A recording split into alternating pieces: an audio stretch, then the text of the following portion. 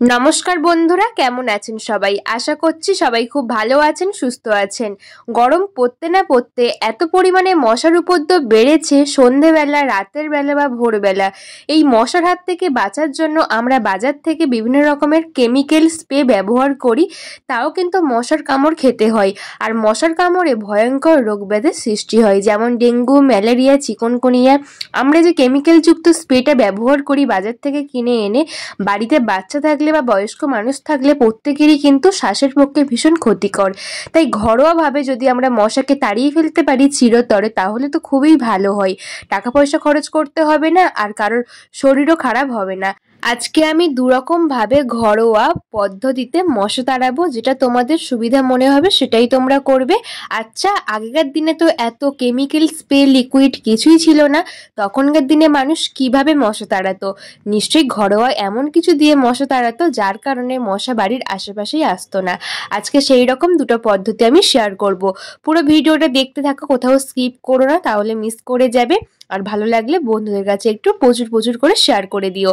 এখানে একটা হামানদিস্তা নিয়েছি, আর নিয়েছি 3টে রসুনের কোয়া।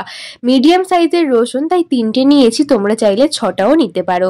এই রসুনটাকে না ছাড়িয়ে হামানদিস্তার মধ্যে আমি কিছুক্ষণ থেঁতো করে নিচ্ছি। এখানে ব্যবহার করব নিম পাতা। আমাদের সবার বাড়িতেই প্রায় নিম পাতা থাকে। নিম পাতার মধ্যে এমন কিছু গুণাগুণ আছে যে মশা তাড়ানোর জন্য একদম মোক্ষম ওষুধ।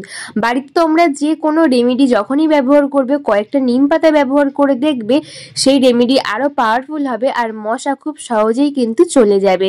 আগেকার দিনে কিন্তু নিমের হাওয়া বা নিম পাতা, এইরকম নিম পাতা পুড়িয়ে কিন্তু মশা তাড়াতে অনেক বেশি মানুষরা করতো।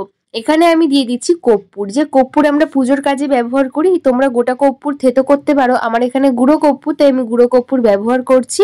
3টে জিনিস ভালো করে মিশিয়ে নিচ্ছি। প্রত্যেকটা উপকরণ ভালো করে মিশিয়ে নিয়েছি বা থেতো করে নিয়েছি। এরপরে এমন একটা পাত্র নিতে হবে যেটা আমাদের খাওয়ার কোনো কাজে ব্যবহার করা হয় না। সেই পাত্রের মধ্যে আমি এই মিশ্রণটা দিয়ে দিচ্ছি। এটা খুবই পাওয়ারফুল। আমরা প্রত্যেকেই জানি রসুনের অনেক গুণ আর নিম পাতা আছে। এর মধ্যে দিয়ে দিচ্ছি কিছুটা পরিমাণ সর্ষের তেল। এই সর্ষের তেলের মধ্যে আমি সমস্ত উপকরণ মিশিয়ে ভালো করে ফুটিয়ে নেব।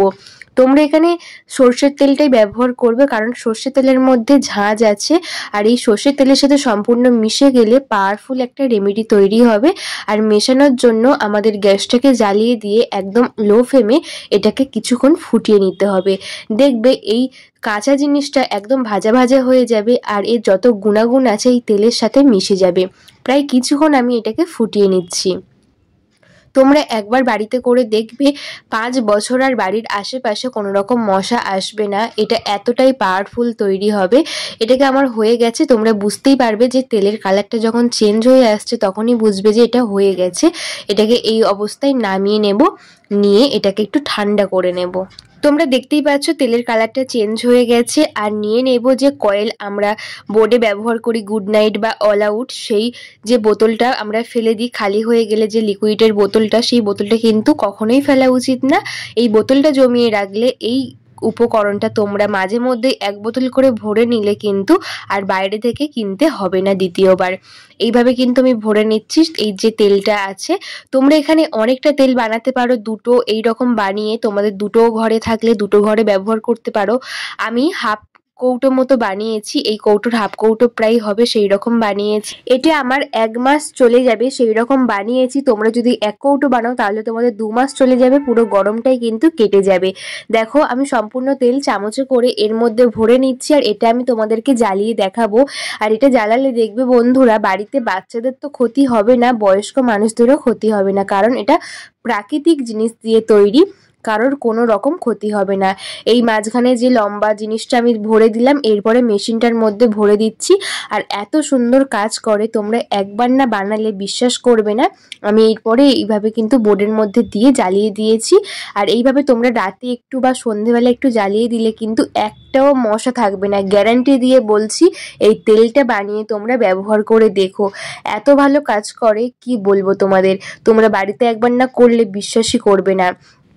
আমি সবসময় এইভাবে বানিয়ে নিয়েই ব্যবহার করি, আর উপর থেকে ধোঁয়া বের হচ্ছে আমি কিন্তু বুঝতে পারছি, আর স্ট্রং একটা গন্ধও বের হবে। সো তোমরা সেটা বুঝতে পারবে, তবে কারোর কোনো ক্ষতি হবে না, তবে মশা কিন্তু একটাও থাকবে না। বাজার থেকে কেনা তেল ব্যবহার না করে বাড়িতেই বানিয়ে নিয়েও দেখবে কাজ দেবে।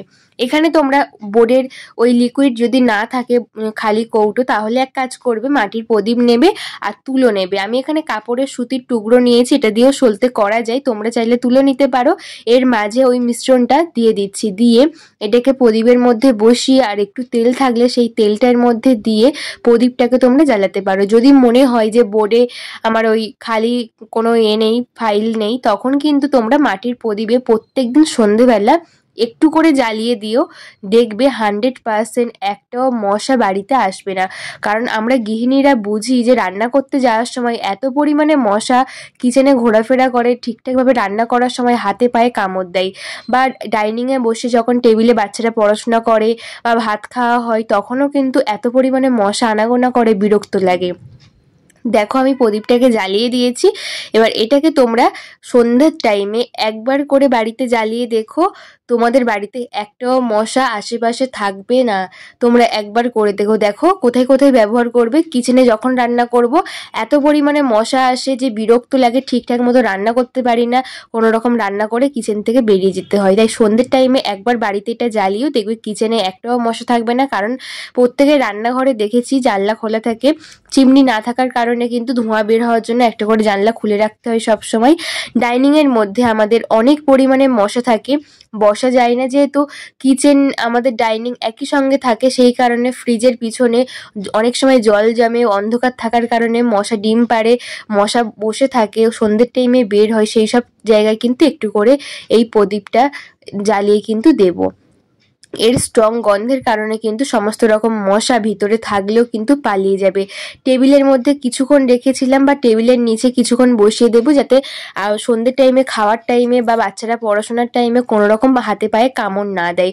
সোফায় বসার সময় দেখা যায় এই সোফার নিচে এত পরিমাণে মশা লুকিয়ে থাকে যে কামড় দিয়ে দেয়।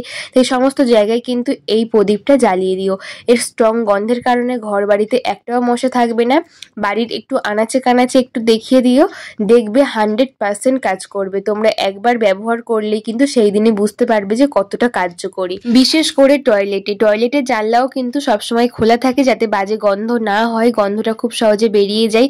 তাই টয়লেটে এসে বেশিক্ষণ থাকা যায় না, বাথরুম করতে আসলে দেখা যায় এত পরিমাণে মশার কামড় দেয়, বিরক্ত লেগে যায়। তাই টয়লেটের মধ্যেও একটুখানি দেখিয়ে দিও, যখনই জ্বালবে পুরো বাড়ির মধ্যে এখানে ওখানে একটু দেখিয়ে দিও, দেখবে তারপরে আর একটাও মশা থাকবে না।